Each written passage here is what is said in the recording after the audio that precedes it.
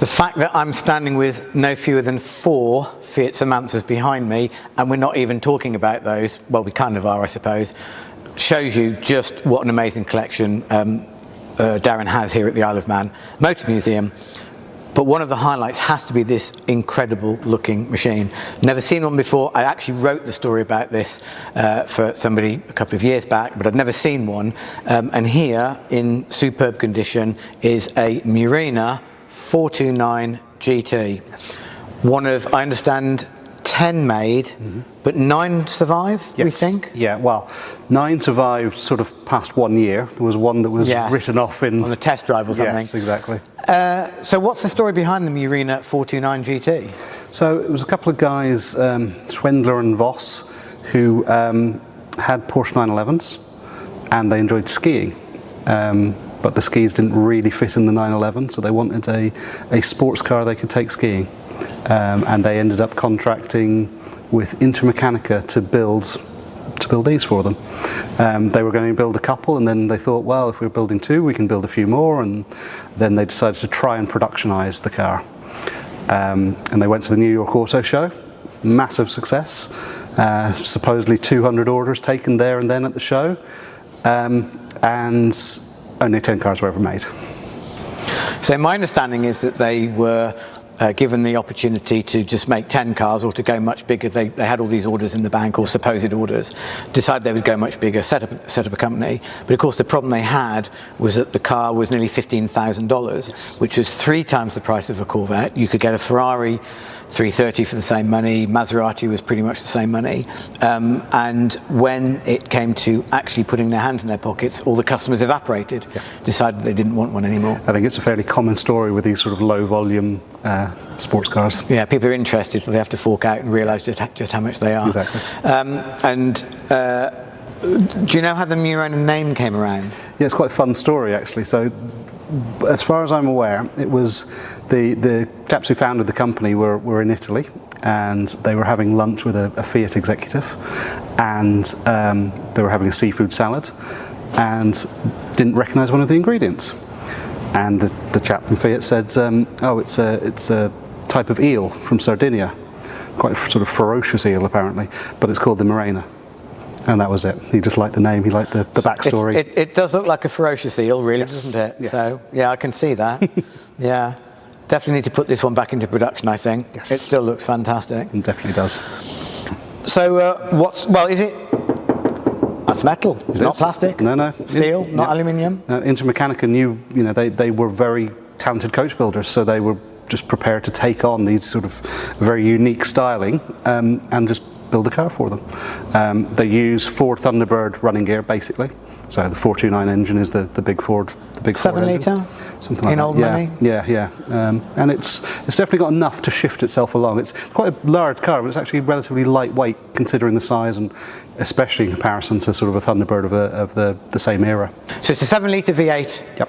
Taken from the Thunderbird, drives the rear wheels, and what transmission? Is it a manual or an automatic? It's an auto in this one. Automatic? Yeah. Okay, 3-speed? I think so, yep. Okay, well we're going to sample it in a little while, see what it's like to drive.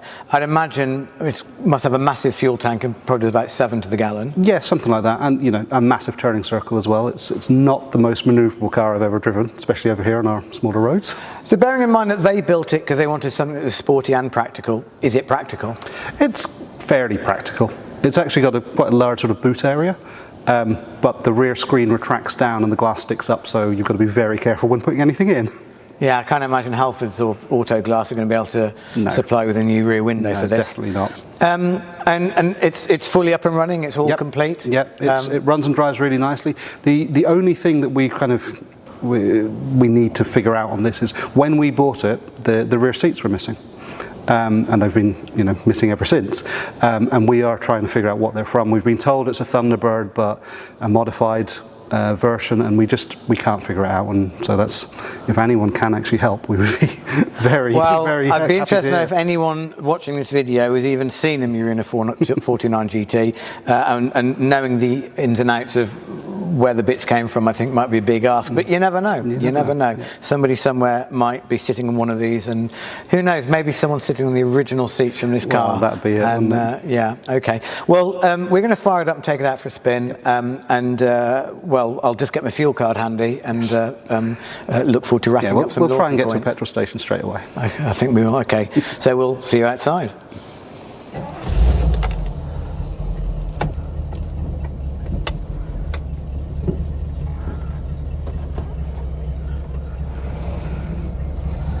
Now this is more like it. Power steering, a soundtrack to die for, a bonnet that's as long as a football pitch, probably 2 football pitches actually, and a cabin that is so ridiculously big that you could hold a party in here. This must have been amazing back in the 60s. To have this and to go up into the mountains with your toys to play for the weekend. Oh my god, there's absolutely no feel to the steering. It's so over assisted, and I daren't give it much throttle because I'm worried I'm going to just shoot across this industrial estate where the museum is based. Right, we'll take a right here and we'll see what happens with a little bit more speed. Okay, I think it needs to warm up a little bit. Doesn't sound particularly happy. I think we're to second gear there. Certainly changes gear nice and smoothly. Now I'm starting to like this, despite the fact that I don't know what the hell the front wheels are doing. But this is what American cars are all about. A big woofly V8 in the nose, absolutely no feel to anything whatsoever. Suspension that will soak up the worst of the bumps that British roads have, even though the Isle of Man isn't part of Britain. Yes, I know that, before you all complain. Okay, and we're off.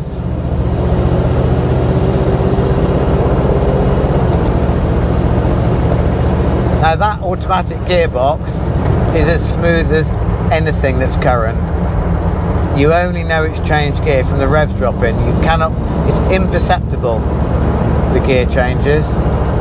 Who needs paddle shifts when you've got a 3-speed auto that's as slick as this? Right, now we've got a car turning in the road in front of me, so I've got to use the brakes. This is where it could get interesting. No, they're going to stop to let me go round. Thank you very much. Saves me using the brakes. They probably work, but there'll be absolutely no feel, because there's no feel to anything in this car. The Murena may have been a brilliant cruiser, but with an array of luxurious production V8 powered station wagons available for a fraction of the cost, it was always going to be a hard sell, especially for a company with no history and therefore no market awareness. Here's to those 8 people who are happy to part with the Reddies to secure their own Murena. They clearly had taste to go with their wealth, and we need more people like them.